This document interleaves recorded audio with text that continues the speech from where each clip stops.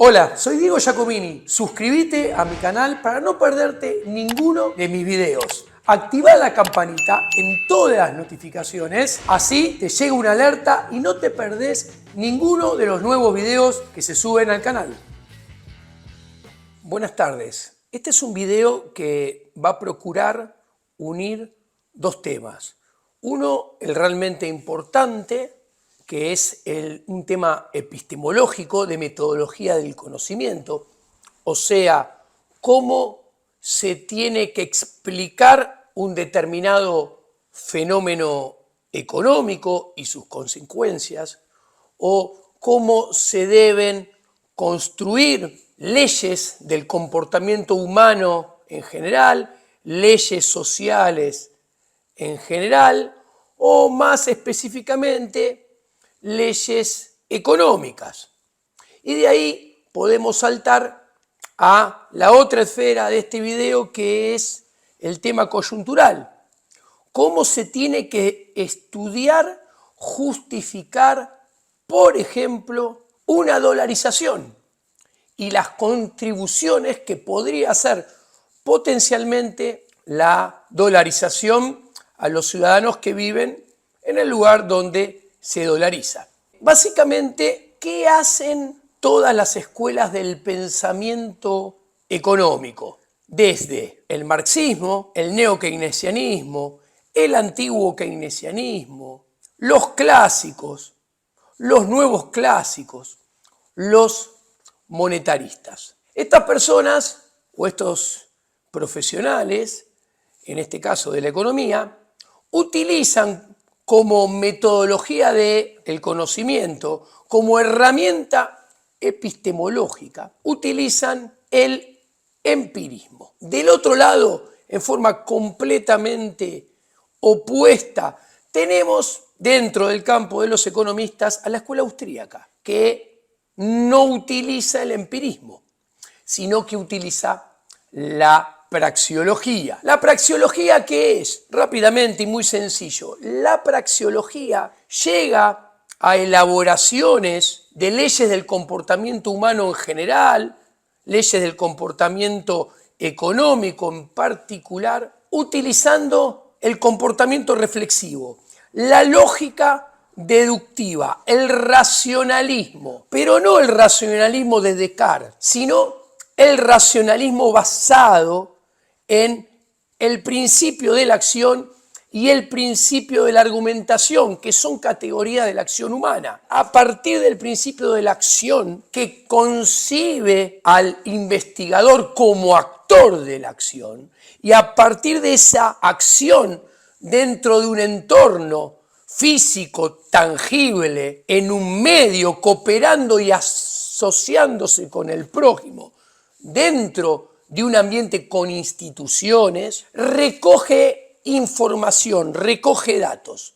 Y esa información y esos datos los utiliza como insumo de su comportamiento reflexivo, de su lógica deductiva, de sus razonamientos, que parten de estos datos de la acción, que son empíricos, ¿ok? Y a partir de eso realiza lógicas deductivas que llegan a construir verdades sintéticas a priori, o sea, verdades innegables, que son imposibles de refutar. Son verdades evidentes, que si uno procura refutarlas, solamente cae en inconsistencias y contradicciones. Del otro lado están los que hacen todos los otros investigadores económicos en general, y acá, hacia donde quiero ir para defender una dolarización en particular, utilizan el empirismo. ¿Qué es el empirismo? El empirismo es trasladar la metodología de las ciencias duras, por ejemplo, la física, la química, al campo de las ciencias sociales. ¿Qué quiere decir esto? Enarbolan, construyen leyes del pensamiento económico del tipo: si acontece X en algún momento del tiempo Y, después, más tarde, sucede W en el momento Z. ¿ok? Por ejemplo, ¿por qué esto es válido en el campo de las ciencias duras? Porque en el campo de las ciencias duras el experimento está controlado. O sea, yo aíslo X, ¿ok? ¿Qué quiere decir aíslo? En el ambiente de la física, por ejemplo, controlo la temperatura, controlo el viento, controlo la presión atmosférica, quito el aire, etcétera, etcétera, etcétera. Encierro todo eso en una probeta, lo expongo a determinado evento exógeno, que en este caso sería la dolarización, y después obtengo no sé, que baje mucho la inflación y vamos a vivir todos mejor, vamos a ganar todo mucho y se va a crecer fuertemente. Ahora, ¿y qué sucede? Este experimento en las ciencias duras es una verdad porque se logra controlar todas las variables. El investigador controla todas las variables y las coloca en un estadio que es el estadio que él desea. Y ese estadio no se cambia, no se modifica nunca. Está todo controlado y es todo posible de repetirse infinitamente siempre, de la misma forma, todo igual. Esto se llama principio de constancia. Yo tengo que lograr principio de constancia para que si yo hago X en un determinado momento, después logre Y en un determinado momento posterior exacto. Y así voy a lograr, si hago siempre X, voy a dejar que pase siempre el mismo tiempo y me voy a sentar a observar y voy a mirar que después de que pase ese tiempo de haber hecho X todo en forma controladita, voy a obtener Y. Ahora, esto es válido para las ciencias duras. Y los científicos de las ciencias duras denominan a esto ciencia. Ahora, un término de por sí terriblemente arrogante, porque todo lo que no tenga este formato lo minimizan y lo deploran. ¿Cuál es el problema? En el campo de las ciencias sociales, por eso son mucho más difíciles que las ciencias duras, no hay principio de constancia. ¿Qué quiere decir que no hay principio de constancia? Que no lo puede haber. Peor, el empirismo no puede demostrar que haya principio de constancia. ¿Por qué? Porque yo, si me siento a ver un fenómeno social, yo veo que sucede X y después de mucho tiempo, no sé, veo que sucede Y. Pero eso solamente me dice que pasó X y después aconteció Y. Me relata lo que sucedió, pero no me explica ni por qué ni cómo primero pasó X y después sucedió Y. ¿Y por qué? Porque el empirismo se hace observando. Y yo solo observo X, me siento a esperar que pase el tiempo y después observo y solamente veo eso. No entiendo nada, no veo nada de lo que pasó en el medio. Lo que sucede en el medio, el por qué y el cómo, primero sucede X y después de Y, no se observa. Se tiene que pensar, se tiene que deducir lógicamente, basado en el principio de la acción, en las ciencias sociales en general y en la economía en particular. Y eso es praxeología. Ahora, cuando utilizamos la praxeología, ¿qué nos damos cuenta? Que el principio de constancia no puede existir jamás en el terreno de la economía en particular y de las ciencias sociales en general. ¿Por qué? Porque el ser humano aprende constantemente, descubre constantemente fines y medios. Ese aprendizaje, que es permanentemente dinámico, es una categoría de la acción humana, es una de las esencias de la acción humana. ¿Y cuál es el problema? Ninguno de nosotros sabemos bien qué vamos a aprender en el futuro. No sabemos qué vamos a aprender. Y mucho menos sabemos qué vamos a hacer con ese aprendizaje que todavía no sabemos en qué va a consistir, no tenemos ni la remota idea de qué vamos a hacer cuando lo tengamos y lo hayamos adquirido, que todavía no lo hemos hecho y no sabemos ni siquiera qué información y qué aprendizaje vamos a adquirir. Por ende, no podemos conocer cómo vamos a reaccionar el día que tengamos ese aprendizaje en el futuro que todavía no tenemos. ¿Y esto qué implica? Esto implica que ante determinado estímulo no vamos a saber qué comportamiento ese estímulo va a disparar con certeza en el futuro. Y entonces no sabemos cómo van a dispararse, moverse las variables. Se comprende nada observando eventos del pasado, que es el empirismo, nos puede decir qué va a suceder en el futuro. Por ejemplo, cuando te dicen que en Ecuador, en Panamá, la inflación después de dolarizar entre, invento, 2001 y 2015 en Ecuador bajó a tal ritmo y se creció a tal ritmo, solamente te están ilustrando que con la dolarización aplicada entre 2001 y 2015, con ecuatorianos que vivían entre el 2001 y el 2015, en un entorno de variables económicas que tenía Ecuador entre el 2001 y el 2015, los individuos económicos de Ecuador se comportaron de una determinada manera y por ende el resultado de las variables económicas fueron los que fueron, pero solamente entre 2001 y 2015. De ahí no se puede extrapolar nada para el futuro como si fuera una verdad evidente o un resultado lógico, deductivo, irrefutable, que en Ecuador va a seguir pasando exactamente lo mismo entre el 2024 y el 2030 con la dolarización. ¿Ok? De hecho, ellos mismos se contradicen, ¿no? Dicen, no, porque mirá que después estuvo Correa. Perfecto. Ahora bien, mucho menos podés intentar sustentar que los resultados de una dolarización en Argentina van a ser X, Y y Z entre 2024 y en 2035, porque en Ecuador fueron esos resultados X, Y y Z entre el 2001 y el 2015. Hay un error metodológico, científico. Están aplicando empirismo cuando el empirismo no es válido, por lo que ya expliqué, para llegar al conocimiento científico y conocer los resultados. ¿Se entiende?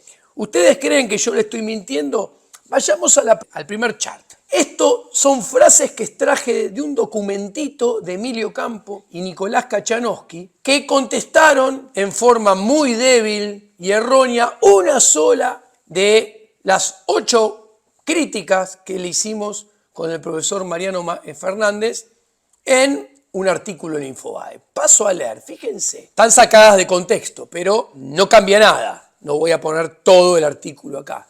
Nos limitamos a señalar que ni en Ecuador, ni en El Salvador, ni en Panamá, las 3 economías dolarizadas de América Latina han tenido corrida de depósitos, habiendo sufrido los mismos shocks externos que la Argentina.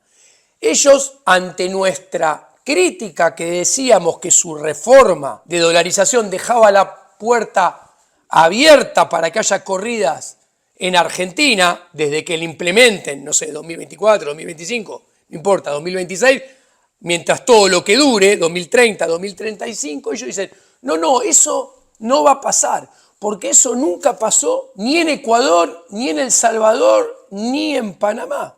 Ok, no pasó ni en Ecuador, ni en El Salvador, ni en Panamá entre determinadas fechas. Pero nada nos dice con lo que va a pasar o podría llegar a pasar en Argentina en el futuro.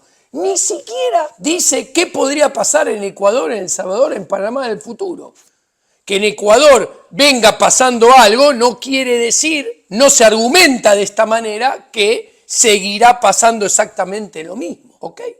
Segundo, dicen, un aumento de la oferta total de dinero por reducción de encajes, claro, porque nosotros decíamos que ellos dejaban que el sistema bancario creara argendólares, depósitos en dólares ficticios que se multiplicaban desde la nada, porque dejaban los encajes en menos del 100%. ¿Ok? Entonces se defienden un aumento de la oferta total de dinero por reducción de encajes en un contexto de deterioro de la calidad de la cartera de los préstamos de los bancos, provocaría una salida de capitales hacia jurisdicciones bancarias más seguros. El mercado determinaría libremente su demanda, bla, bla, bla, bla. El caso panameño es un buen ejemplo de cómo funcionaría este mecanismo en Argentina. Porque algo funcione bien en Panamá, señores, no tiene por qué funcionar bien en Argentina. Porque algo funcionó bien en Panamá entre la fecha X e Y, no asegura que seguirá funcionando bien entre la fecha Y y Z. Otro error intelectual de la dupla. Pensar que el padre de Nicolás, Juan Carlos Kachanowski, era un gran crítico de esta epistemología, de este mecanismo del conocimiento. Era un gran defensor, por el contrario, de la praxeología que se encuentra en la vereda opuesta. 3. Miren esto. Partamos de la base que el nivel de monetización actual es históricamente baja en Argentina. ¿Qué están haciendo acá? Están diciendo que los depósitos de Argentina actualmente son bajos. ¿Por qué? Porque los están comparando con un nivel pasado de depósito. Vaya a saber de qué época. Ahora, ¿qué está implícito en esto? Que en el futuro los niveles de depósito de Argentina tienen que ser mayores que los actuales. ¿Por qué? Porque en el pasado fueron mayores. Totalmente erróneo. Puede ser que suceda, pero puede ser que no. No podés sustentar nada de esta manera, ¿se entiende? Es más, fíjense, 4. Bajo una dolarización es esperable un fuerte aumento de la monetización. Hoy el M3 en pesos al tipo de cambio blue equivale al menos a 67.000 millones de dólares. Ok, ¿qué están diciendo hoy? Que hay muy poca monetización, que M3 es muy chiquito. Están haciendo lo mismo que antes. Hoy M3 de 67.000 millones de dólares es chiquito porque en el pasado fue más alto. Y entonces, como en el pasado fue más alto, en el futuro tiene que ser más alto. En términos lógicos deductivos es una tautología. Podría ser así, pero no tiene por qué ser así, indefectiblemente. Con lo cual vos no podés sustentar ninguna política económica con este razonamiento. Siguen. Teniendo en cuenta un PBI potencial de al menos 600.000 millones de dólares. ¿Y por qué 600.000?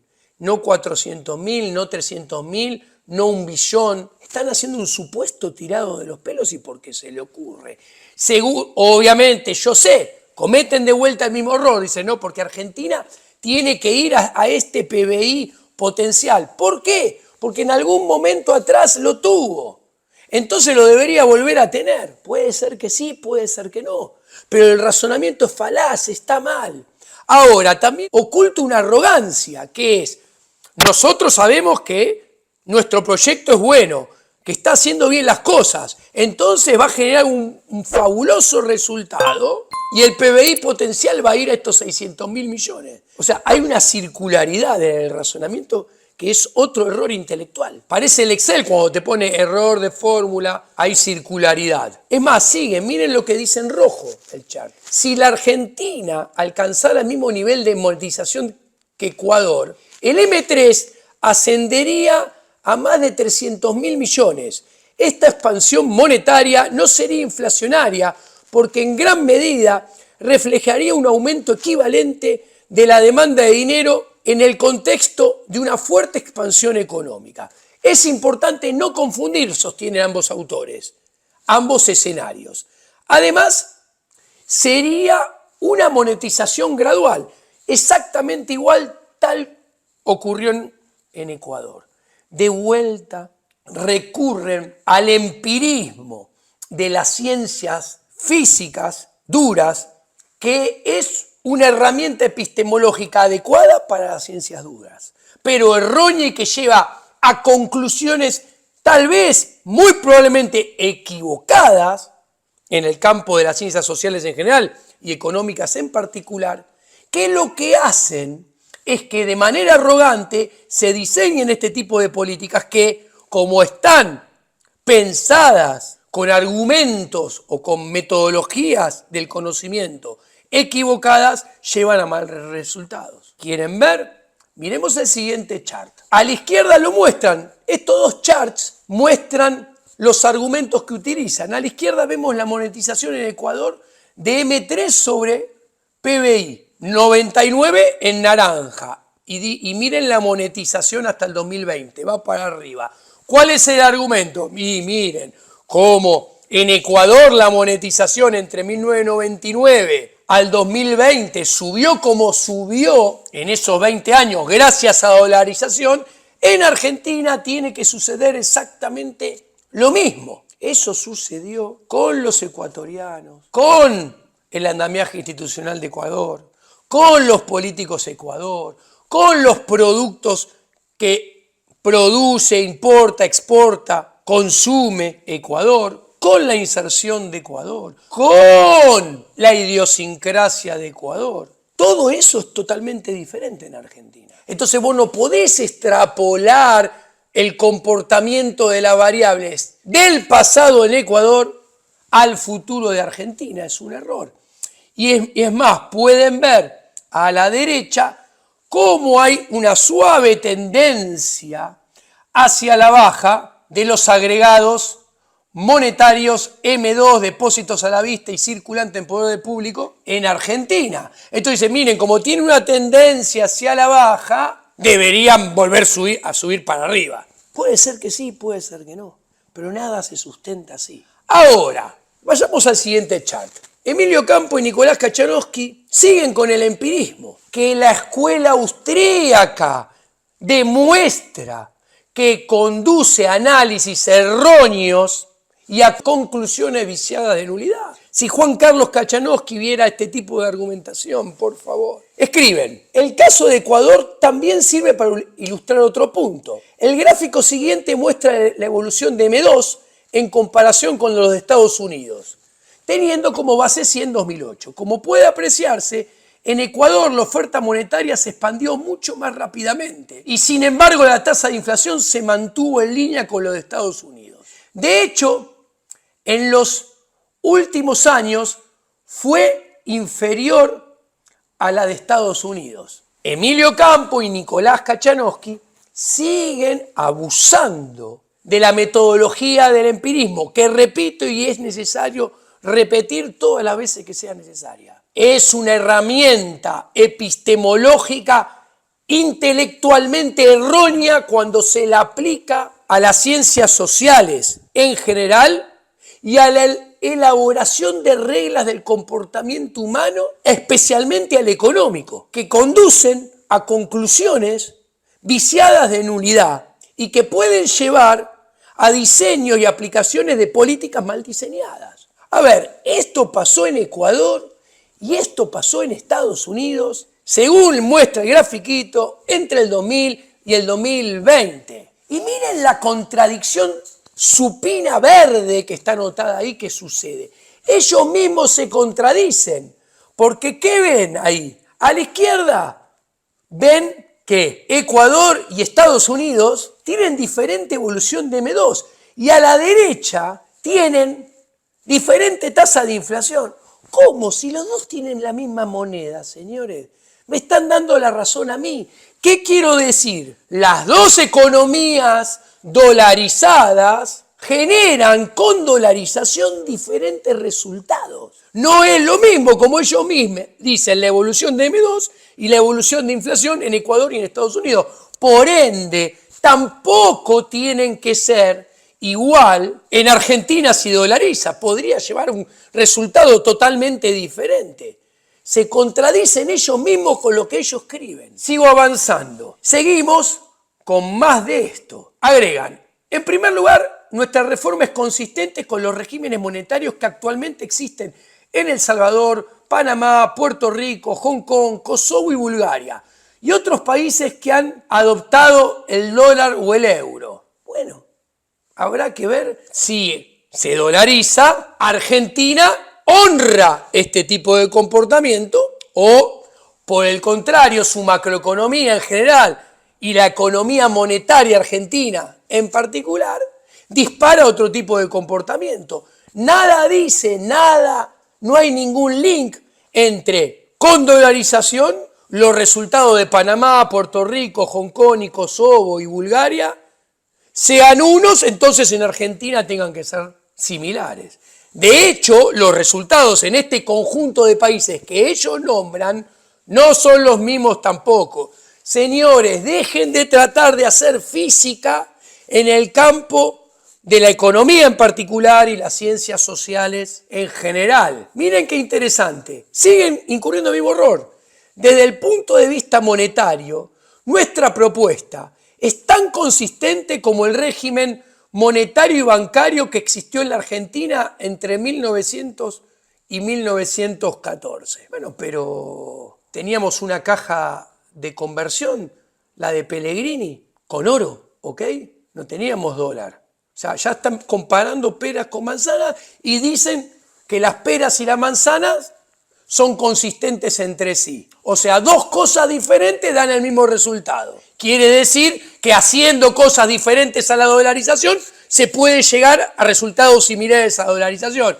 Emilio Campo, aprenda a razonar, aprenda a hacer ciencia. No se hace empirismo en la economía. Utilice la epistemología de la praxeología. Por favor. Siguen, 3. Una coincidencia entre los regímenes de banca libre y nuestra propuesta es la ausencia de un banco central.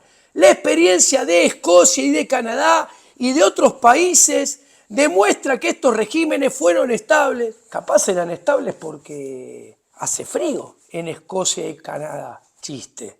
Entonces puede ser que si dolarizamos en Formosa, que hace 40 grados a la sombra y mucha humedad, va a haber inflación.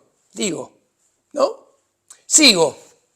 El equilibrio monetario se da cuando la demanda de dinero se iguala a la oferta de dinero. Interesante. Juan Carlos Kachanowski, que he leído muchos artículos de él, como buen austríaco, entendía que la demanda de dinero proviene de evaluaciones subjetivas de individuos, que su demanda de dinero depende de sus gustos, sus preferencias, sus necesidades, su entorno de escasez, la particular relación que tienen con el medio y el entorno en cada momento específico del tiempo. Entonces la demanda de dinero es subjetiva y al ser subjetiva la conoce solamente cada individuo. Y no solamente la conoce cada individuo, sino que es permanentemente cambiante, con lo cual ningún policymaker la puede conocer, la de uno. Y no son sumables en forma horizontal, o sea, mi demanda de dinero más la de mi vecino de la derecha, más mi vecino de la izquierda, y la del barrio, la de la ciudad, más el resto del país, no es posible conocerla. Entonces, si no es posible conocerla, es imposible hacer socialismo monetario, ingeniería comunista monetaria de manera de hacer coincidir la oferta y la demanda de dinero. Con lo cual, mejor no tocar nada. Acá dicen, lean, el equilibrio monetario, cuarto punto, se da cuando la demanda de dinero se iguala a la oferta del dinero. Las reservas fraccionarias son un mecanismo endógeno para ajustar la oferta de dinero a cambios en la demanda de dinero. O sea, lo que están diciendo es que en su proyecto de dolarización va a haber ingenieros sociales que van a manipular o pueden manipular los encajes fraccionarios para hacer crecer la oferta vía aumento de multiplicador bajando los encajes o disminuir la oferta haciendo subir los encajes y bajar el multiplicador de manera de hacer socialismo monetario y hacer coincidir la oferta que manejan con una demanda que la escuela austríaca vía praxeología, no empirismo, demuestra como un axioma sintético a priori, imposible de contrarrestar, que no se puede conocer la demanda de dinero. ¿Cómo vas a conocer la demanda de dinero? Si, repito, es distinta a la de cada individuo, y la de cada individuo cambia permanentemente. ¿Por qué? Porque cambian sus subjetivas, sus gustos, sus preferencias, sus necesidades, sus entornos de escasez. Nicolás, escuela austríaca. Siguen, último punto. Lo inconsistente, en todo caso, es suponer que con dinero endógeno, en un sistema de reserva del 100% o banca Simon, porque nosotros decíamos que tenía que haber Banco Simon, los desequilibrios monetarios desaparecerían. Y con un sistema de reservas fraccionarias con libre movilidad de capitales, no habría forma de que el mercado monetario encuentre el equilibrio, lo cual implicaría que el nivel de precios quedaría indeterminado. Mal, señores, mal, señores. No entienden lo más básico.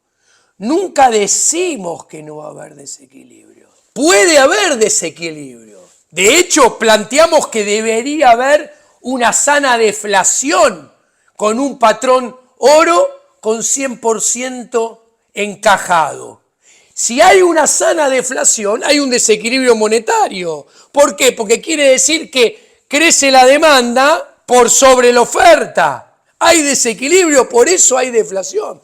Lo que decimos, y el historiador Ocampo no comprende, es que no tiene que haber ningún ingeniero social interviniendo que haga política monetaria socialista para evitar la deflación, para evitar el desequilibrio. El mercado se tiene que bancar el desequilibrio. O sea, no están entendiendo nada. ¿Se entiende? Cualquier policymaker interviniendo, haciendo socialismo monetario, va a producir mayor desequilibrio porque no tiene la información relevante, ¿ok?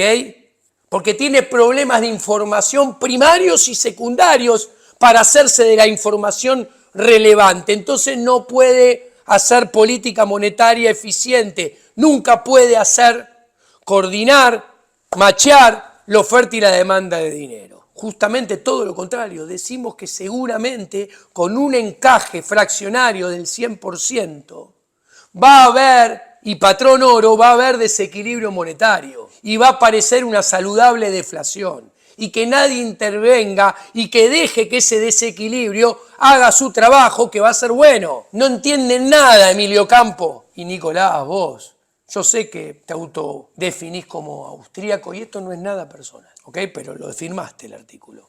Yo no te había nombrado junto con el profesor Mariano en tu otro artículo. Finalmente, ¿saben qué? A propósito, y acá cierro, miren el quinto chart. Me meto a propósito en su metodología, en la empirista, en los numeritos. Y cuando nos metemos en los numeritos, miren, acá tenemos el PBI per cápita, precios internacionales constantes del 2011. América Latina y el Caribe en verde. Ecuador en azulcito medio celestón y Perú en azul más oscuro. Los números del PBI per cápita a la derecha, 2000, 2014, 2021. Primer columna Ecuador, segunda columna Perú, tercer columna América Latina.